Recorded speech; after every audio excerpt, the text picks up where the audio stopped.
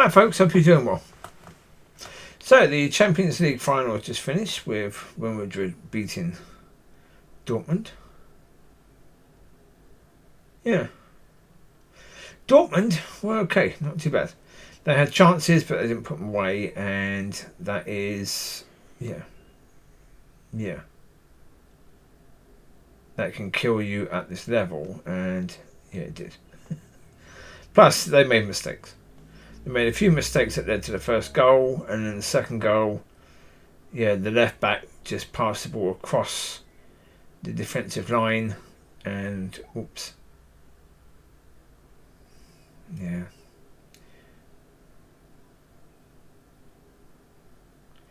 Got all those dogs waiting. That's what you call trained dogs. Yeah, they're all trained very, very well to come when called and all of that. And yeah. I was accused of abusing them, which is not true in any way, shape or form. You can clearly see here. They're very, very well trained dogs, and yeah. They wouldn't come to me. They wouldn't come back and come wagging their tails to me if I was being abusive to them. Ah, there you go. Anyway, so Real Madrid win that. When I was watching the game, I was thinking, well, hold it. During the first half, they're playing the way that we thought Man United would play. When Man United got Rangnick, we were told that we were playing this direct attacking football. Yeah, to get it forward to the attacking players as quickly as possible. Yeah, to create opportunities to score. And yet, when it came down to it, we didn't do that. And so we thought that then, okay, we'd be doing that with Erik ten Hag. And again, we're not doing that. And we were told with Erik ten Hag that the point of it is, you know, he doesn't have the players he wants to be able to do that with.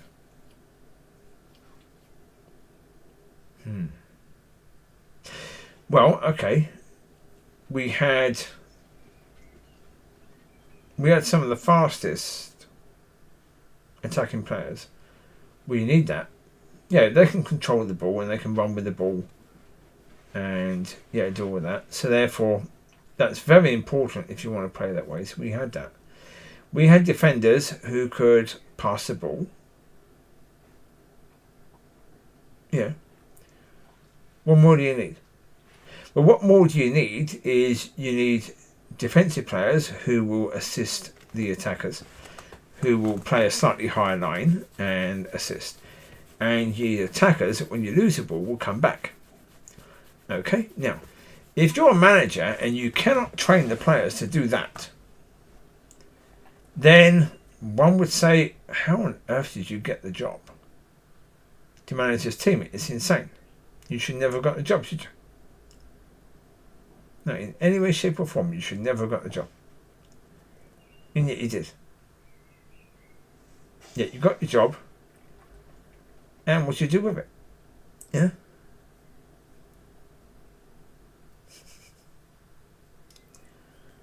Yeah, that's the reality, isn't it? You got the job and then you started complaining about the fact you didn't have exactly the players you need to play the perfect game of football, but you came to a club that has a history of playing football in a certain way, and we had the players there where you could have played that sort of way. Well, Ollie had that. The problem with Ollie is Ollie didn't have quite the players that Ten Hag had. But then again, Ten Hag, also when he first came to United, he had Cristiano Ronaldo, who is still one of the best goal scorers in the world. Still. Even after leaving United because of the fact that they didn't want him anymore. Right? Well, and the manager didn't. So he had that option of a way to play to the strengths of Ronaldo. He had the option of playing to the strengths of Rashford. He had the option of playing to the strengths of... Well, that's it.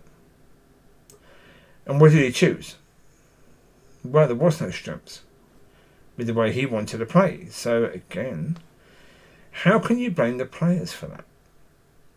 Fans especially on channels like United Stand, love blaming the players.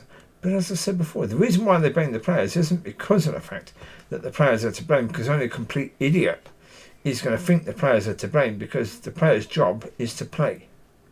And the player's job is to play according to the direction of the manager. And if they don't do that, the manager doesn't pick the players. Simple as that. So the player's job is to play football. That's their job. But fans have had a go saying that the players decided that they didn't want to be trained in the way that the manager wanted to train them. That, I think, is BS. Utter and total BS. And so for me, the manager is...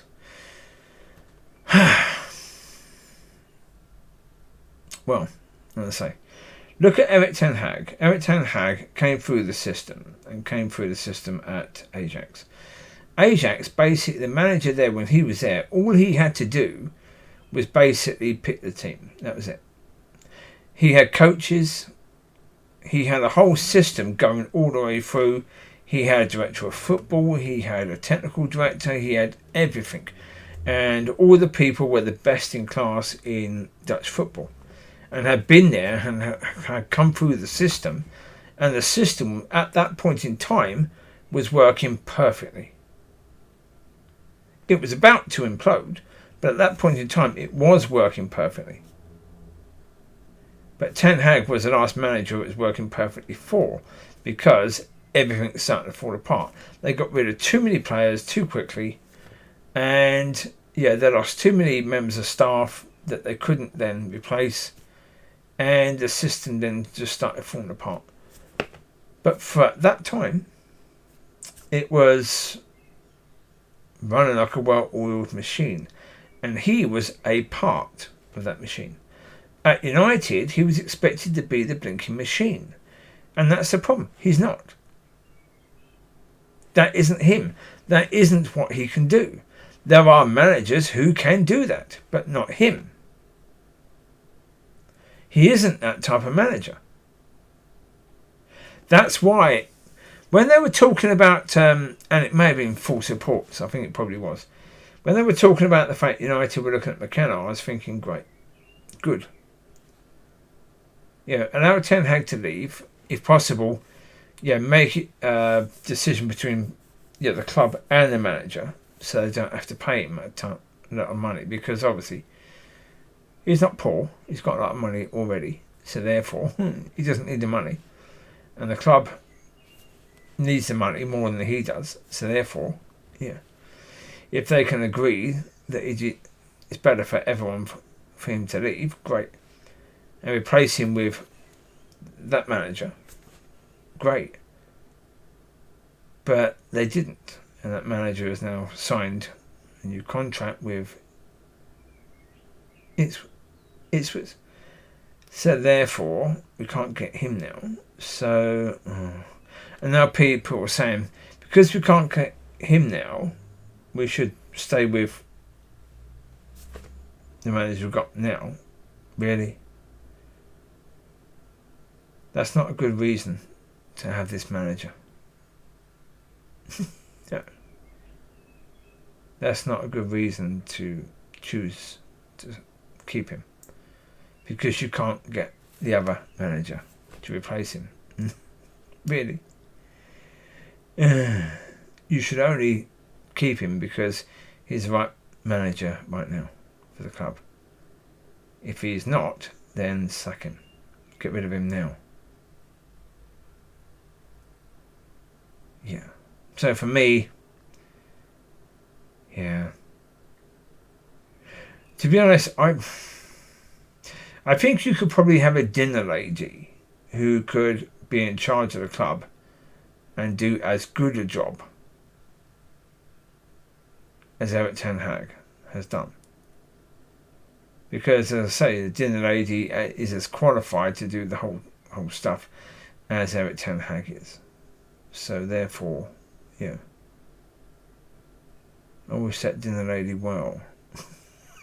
So there you go. You take care. God bless. I'll speak to you soon. Enjoy. Bye bye.